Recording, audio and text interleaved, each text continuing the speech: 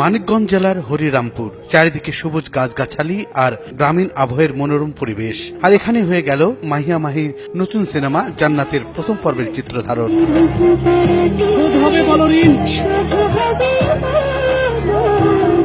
বিয়ের পর সংসার গোছানো আর নতুন পরিবারের সাথে নিজেকে মানিয়ে নেওয়ার সময়টা পার করেই জান্নাতের মধ্য দিয়েই আবারও রূপালী দুনিয়ায় ফিরলেন সময়ের আলোচিত নায়িকা।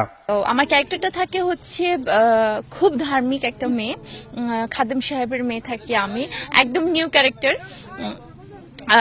বোঝা যাচ্ছে যে মাথায় কাপড় টাপড় আছে।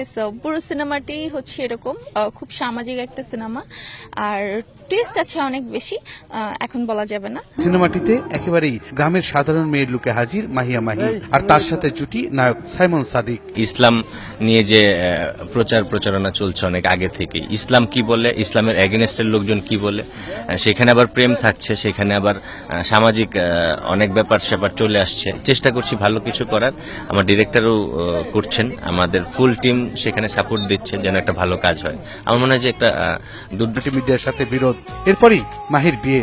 আবার নতুন করে সাইমন মাহির রসায়ন দর্শকেরা কতটা গ্রহণ করবেন তা দেখতে অপেক্ষা করতে হবে ছবি মুক্তি পর্যন্ত।